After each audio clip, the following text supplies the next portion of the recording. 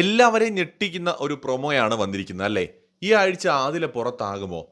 സത്യം പറഞ്ഞാൽ അത്തരത്തിൽ ഒരു ഇൻഫർമേഷൻസോ അല്ലെങ്കിൽ ഏതെങ്കിലും തരത്തിലുള്ള പ്രൊഡിക്ഷനോ ഒന്നും സോഷ്യൽ മീഡിയയിൽ വന്നിട്ടില്ല. ഇനി അങ്ങോട്ട് വരാൻ ചാൻസസ് വളരെ കുറവാണ്. കാരണം വളരെ സ്ട്രിക്റ്റ് ആയിട്ടാണ് ബിഗ് ബോസ് ഏഷ്യാനെറ്റും ഈ കാര്യത്തിൽ നിലപാടെടുത്തിരിക്കുന്നത്. ഷോയുമായി ബന്ധപ്പെട്ട കാര്യങ്ങളൊന്നും പുറത്ത് വിടാനേ പാടില്ല എന്നാണ് പറയുന്നത്.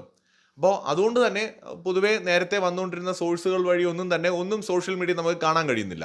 സാധാരണ രീതിയിൽ ഈ നോമിനേഷനിലുള്ള കണ്ടസ്റ്റൻസിൽ നിന്നൊക്കെയാണ് മിഡ് വീക്ക് എവിക്ഷൻസ് സാധാരണ കണ്ടുവന്നിട്ടുള്ളത്. രണ്ടാമത്തെ ഒരു സാധ്യത എന്ന് പറയുന്നത് ഏതെങ്കിലും കാരണവശാൽ ഈ നിയമലംഘനങ്ങളൊക്കെ നടത്തുന്ന സമയത്തും അങ്ങനെ പുറത്തു പോകാറുണ്ട്. പ്രേക്ഷക വിധിയിലൂടെ അല്ലാതെ ഒരു കണ്ടസ്റ്റന്റിനെ മിഡ് വീക്ക് എവിക്ഷനിലൂടെ അവിടെ ഉള്ള വീട്ടുകാർക്ക് അങ്ങനെ പുറത്താക്കാൻ കഴിയുമോ? സാധ്യത കുറച്ച് കുറവാണ്. ബട്ട് എന്ന് പറഞ്ഞ് തള്ളിക്കളയാൻ പറ്റില്ല. ബിഗ് ബോസിൽ എന്തും സംഭവിക്കാം. എന്തായാലും ഇതൊരു സീക്രട്ട് റൂമിലേക്കുള്ള യാത്രയാണോ എന്നും നമുക്കറിയില്ല.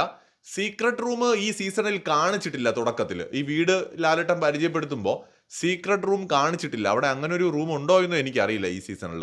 എന്തായാലും സീക്രട്ട് റൂം കൊടുക്കാൻ പറ്റിയ സമയമാണ്. 75 ദിവസം ആവുന്നു. ഒരു ഭയങ്കരമായ ട്വിസ്റ്റ് കൊണ്ടുവരുന്നു. ഒരു ഗെയിം ചേഞ്ചിങ് മൊമെന്റ് ആയിട്ട് വേണമെങ്കിൽ സീക്രട്ട് റൂം ഒക്കെ കൊണ്ടുവരാം.